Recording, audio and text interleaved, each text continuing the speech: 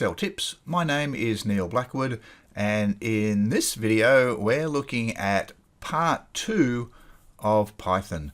So the previous video and article was an introduction to Python, so I do recommend you check that out because that does give you some background into what we're going to be looking at today. I will go over things because Python is new in Excel, and so it's going to take a while to get our heads around how to use Python in Excel. So Python is a popular programming language, and now you have the ability to type Python code, programming code, into a cell in Excel. To do that, you can click on a cell under Formulas. Here is the Python icon. You can click that and that will start you on your Python journey. So to identify a Python cell, it has this the green PY on the side here, and when you click on it initially, you will see this Python in Excel task pane open on the right hand side. Feel free to browse that, scroll down, check it out. That can give you some examples and demonstrations of what Python can do. I wanted to focus on a few other things, and I wanted to focus on some of the libraries that are loaded when Python is initially installed. So this initialization icon, this will show you the libraries that have been loaded when Python is loaded. So the way Python works is Python is a programming language, and then for specific tasks in Python there are external libraries that have been built that handle specific things. And so in this case, tables are handled by Pandas. Okay, so let's go through the libraries that are added here. So we've got NumPy, and that allows you to do some scientific and mathematical computation. So more complex mathematical calculations than multiply and divide. Pandas, it actually stands for panel data, and it allows you to work with two-dimensional tables. Matplotlib and also Seaborn, they are both data visualization libraries, and the stats model is a statistical analysis library. So all of these add extra functionality to Python. Excel is just how we interact with Excel, and warnings, they will pop up if we do something wrong. Okay, so all of those are loaded, so you have access to them. You don't need to load them. So let's see how we can use the Pandas. So Pandas allow you to work with tables, and they have built-in functionality that allows you to do common tasks that you do with tables. So what I wanted to demonstrate here is how we can merge two tables together. So we've got two tables. We've got an order table with some codes. I've got an order number and a quantity, and then we've got a product table which has the codes, whether there's GST or not, and then a unit price. Now what we need to do is merge these two tables together. Now we have a lot of options in Excel to do that. In terms of merging, we can use Power Query to do that. If we are trying to relate the tables together, we could use the data model in Excel, but now we have Python. And so what I wanted to demonstrate is how we can use the Pandas functionality to merge these two tables together. Let's see how we do it. So it's already done here, but I will build this from scratch. I'm going to be working in the formula bar at the top here. You have the option to work with the editor as well. So let's get out of here and let's go to editor. So this is the Editor Task Pane. You can see on the right hand side here, you can work over here as well. So I'm very confident to work in the formula bar at the top here. So that's what I'm going to do. But if you want to work in the task pane on the right hand side, feel free. You can change the size, so you can move it around. So all of the code that's already in the file is there, and you can sort of track it down. So that's the Python editor. I'm going to close that down because I'm going to work in the formula bar. Okay, so here is the merged table. So we've got the order number and the code, and we've got the quantity, we've got GST and unit price. So that's one table that has been created by merging those two tables that we saw together based on the code there. So here's how we do it. We have a variable, in this case called orders, that equals, and we're referring to the TBL orders. So that's the name of the orders table. TBL products is the name of the products table. And so we've got two variables, and then we can use, there's that PD, which is short for pandas. So that's the panda variable. And we've said dot merge, open bracket, and then we're merging these two tables together. Those 3 lines there of code has created this particular table. Okay, so that's quite powerful. Let's see how we do that. So I'm going to delete this and we will start from scratch. You can click the Python icon, or you can type equals py and hit the tab, which is what I tend to do. We must remember to hit Ctrl Enter when we're finished in here. When entering Python code, when you press Enter, you'll get a new line. Normally when you press Enter, Excel would accept the entry.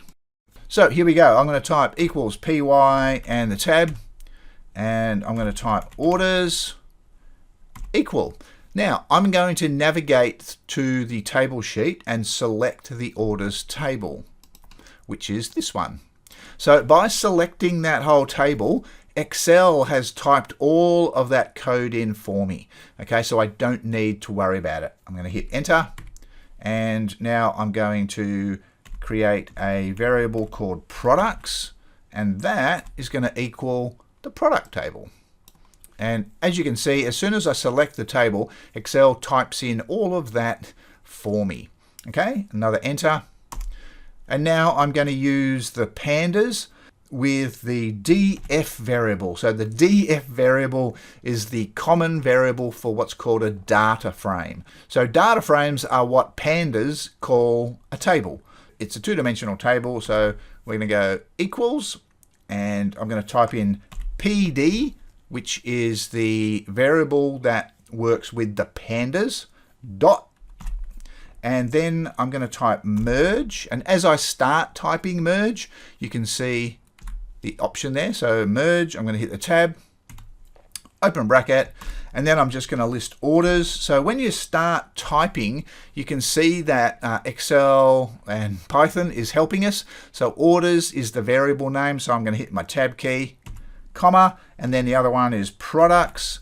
So that's listed there, hit my tab key and close the bracket. So even though there's a lot of text there, you don't have to type all of it. Okay, so Python and Excel help you a lot as you're building your formula. Okay, so that's it. So now remember, Control Enter to accept this.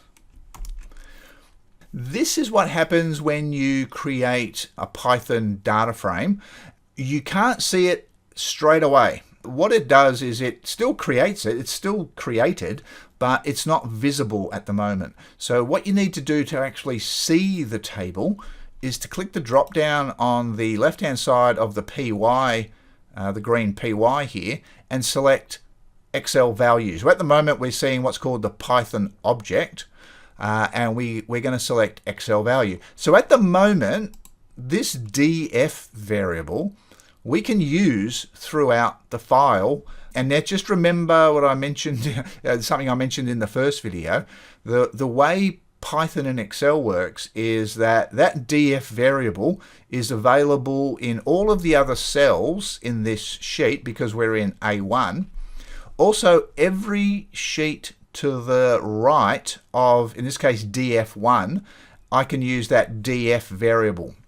I can't use that df variable in the table sheet because that's to the left of this sheet. So the way it works is it's top down, left to right in the sheet itself, and it's sort of left to right in the sheets. If you're setting up a variable that you want to use throughout the file, then you should do that in the first tab basically there. Okay, so let's have a look at the table. So click there and then click Excel value, and then you'll see the standard table layout. So that's what you need to do to merge two tables together And you'll notice that I didn't actually tell it. It was the code that was the same. Python figures that out. Okay, a couple of things to pick up. Basically, Python is case sensitive, and most times you type in lowercase in Python.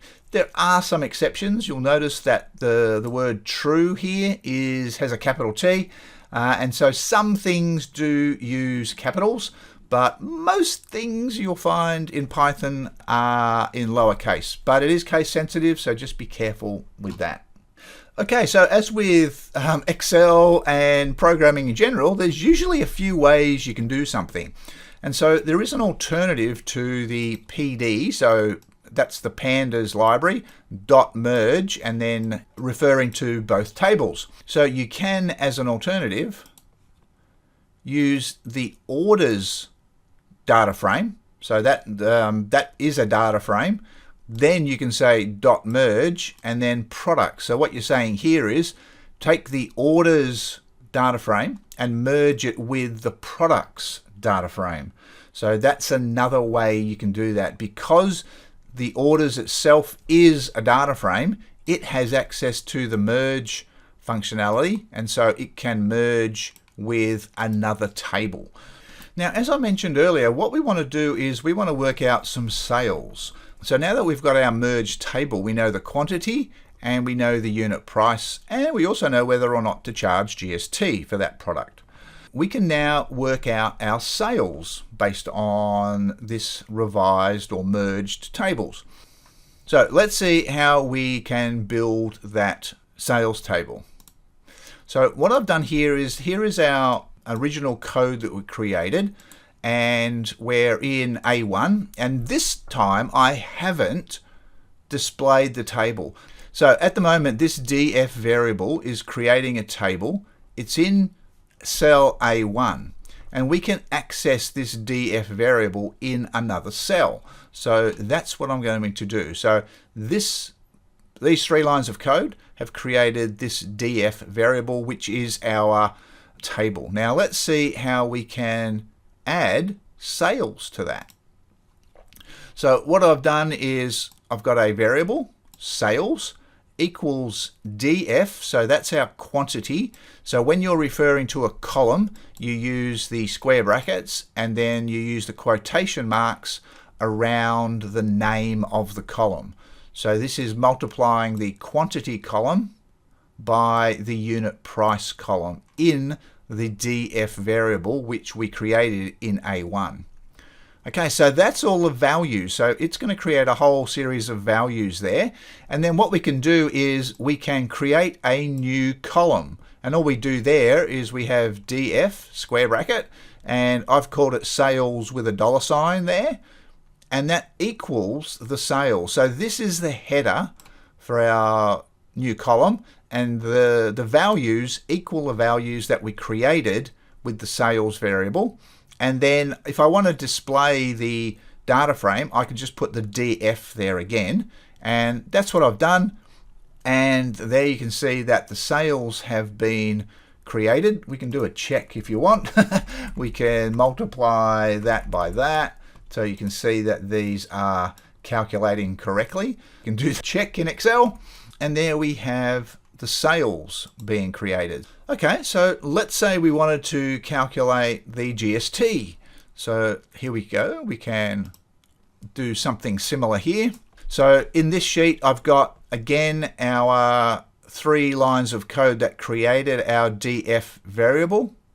So here is some extra code that we can use to calculate GST. So there's the sales that we created, and there's the column that we created. We've got our variable called sales. We can now create another variable called GST underscore amount, and that equals the sales times the 0.1, which is our GST. Now this is logic. So we're saying if the df GST column equals y. Now this is something that you might not have seen before. In Python, if you want to check if something equals something, you actually use 2 equal signs together. The equal sign by itself in Python is when you set something to equal something else. So this variable equals all of the values that we create multiplying quantity by unit price. That's when you use a single equal sign. In Python, if you want to check if something equals something else, you have to use two equal signs together. So in that column for GST, it either equals Y or it doesn't. If it does equal Y, that will return true. In Excel and programming, true equals 1 and false equals 0. So when you multiply by true, you're actually multiplying by 1. And if you're multiplying by false, you're multiplying by 0. And so you can see the GST amount is going to get zeroed if there is an N in the GST column.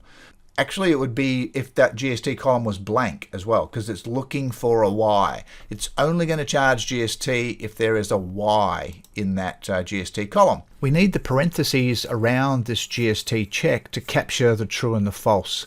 That way, when the multiplication happens, that's when the conversion from true to 1 and false to 0 happens. And so that's the GST amounts. They're all captured. And then we capture all of those amounts in a column. And we're going to round it as well. So in this case, because we're using 0.1, we're going to round to 2 decimal places. We can do that by going point and then round with 2 within the parentheses. And then we can display the df variable again. So the df variable, as we can see here, is now our full table where we've calculated the sales and the GST. So we've done all of that in 1, 2, 3, 4, 5 lines of code in terms of adding the columns. The df variable we created in that 3 lines of code in cell A1.